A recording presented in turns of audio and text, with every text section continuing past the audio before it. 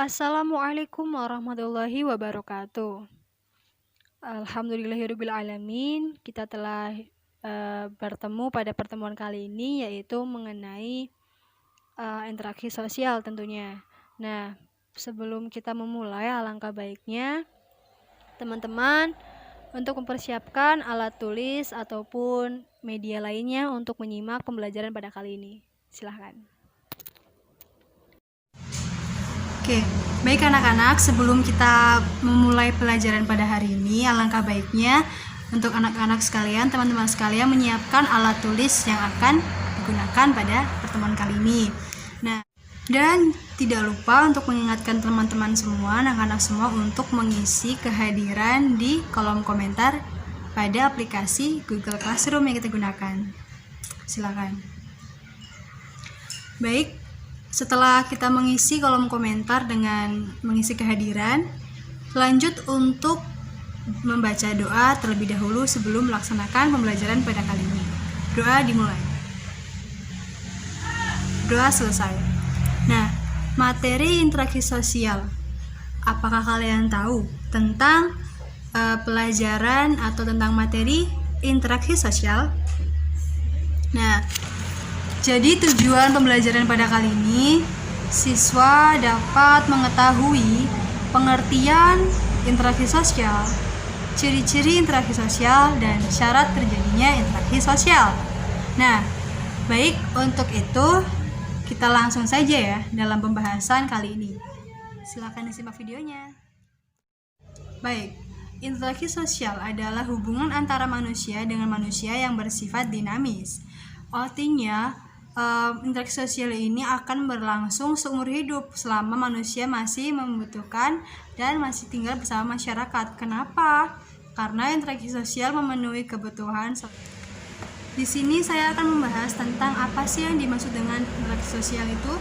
Nah, interaksi sosial adalah hubungan timbal balik yang dilakukan oleh manusia dengan manusia dalam wujud aksi dan reaksi. Nah, di sini perlu digarisbawahi ya bahwa interaksi sosial ini ada aksi dan juga ada reaksi. Contohnya seperti apa? Contohnya yaitu ketika guru menjelaskan pelajaran di depan kelas dan bertanya kepada murid-murid lalu dijawab, itu adalah interaksi dan reaksi. Nah, kenapa? Karena aksi guru bertanya dan dijawab dengan reaksi dari murid menjawab, seperti itu. Tapi kalau misalnya ada telepon dan tidak diangkat, itu tidak termasuk karena bukan interaksi sosial, tidak terwujudnya aksi dan reaksi, seperti itu. Jadi sudah paham ya bahwa interaksi sosial ini adalah hubungan antara manusia dengan manusia yang harus terwujud adanya aksi dan reaksi. Dan selanjutnya di sini saya akan membahas tentang ciri-ciri interaksi sosial. Ciri yang pertama, interaksi sosial ini harus dilakukan minimal oleh 2 orang. Nah, contohnya misalnya kamu dengan teman kamu, misalnya itu dikatakan interaksi sosial. Karena konsep awalnya bahwa interaksi sosial itu harus terwujud dalam aksi dan reaksi. Kalau kita sendirian itu tidak termasuk interaksi sosial karena kita tidak berhubungan dengan orang lain. Bisa nggak ya kalau kita berinteraksi sosial oleh banyak orang? Tentu saja bisa. Contohnya guru dengan muridnya.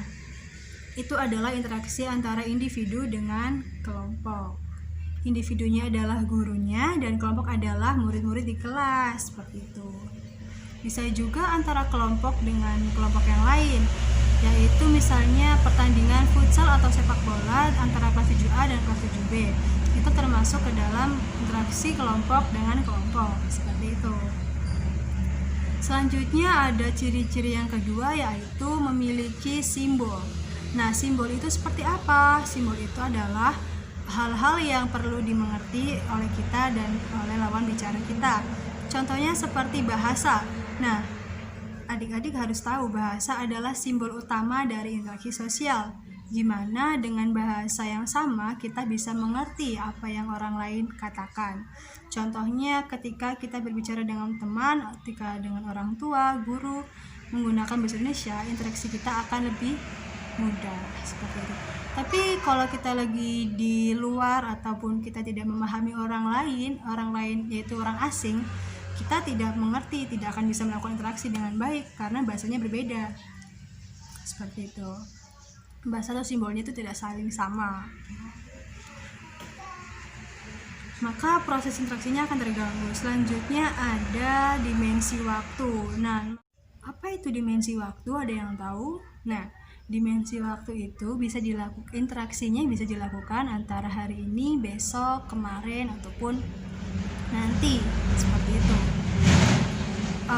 Dan juga interaksi yang menunjukkan dimensi waktu, atau ada waktu-waktu tertentu yang menunjukkan kapan kita akan melakukan interaksi sosial.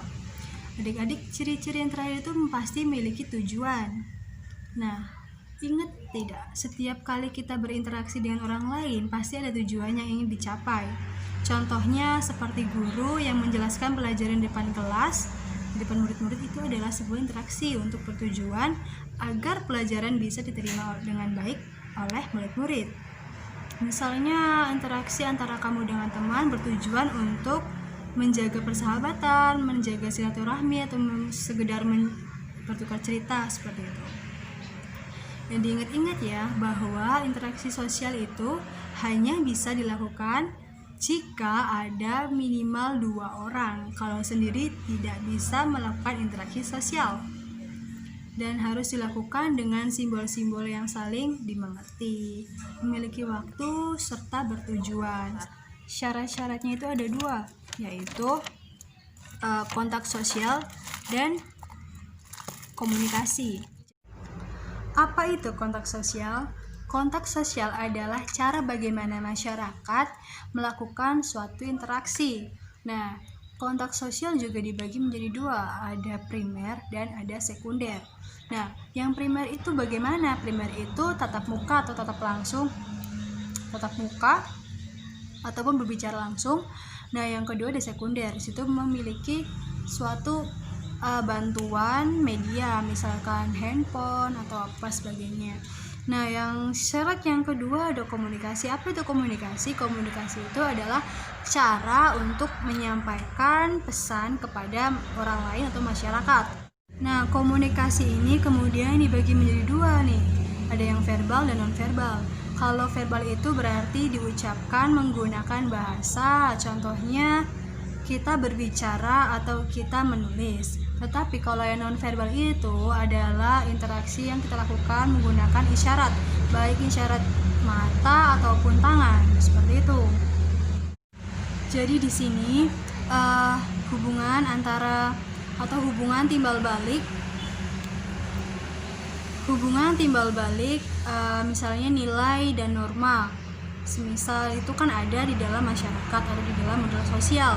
Nih, komunikasi di dalamnya semisal kalau kita bisa memahami atau kita bisa mematuhi bentuk-bentuk model sosial sendiri, kita juga bisa kita akan paham bagaimana caranya untuk menyampaikan atau berkomunikasi, menyampaikan informasi, serta menyampaikan argumen ataupun pendapat dan lain sebagainya kepada yang lebih tua dari kita, menggunakan norma-norma yang ada pada masyarakat, seperti itu dalam model sosialnya.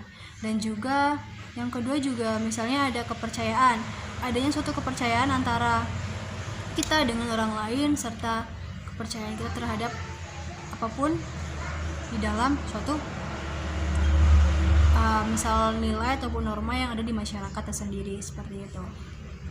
Mungkin sekian penyampaian dari saya, pasti banyak kurangnya, dan apabila ada kata-kata yang tidak berkenan di hati para penonton video saya, dan saya ucapkan terima kasih kepada dosen pada mata kuliah kali ini telah memberikan kesempatan untuk kita semua menyelesaikan tugas UAS model sosial. Wabillahi taufiq wal hidayah. Wassalamualaikum warahmatullahi wabarakatuh.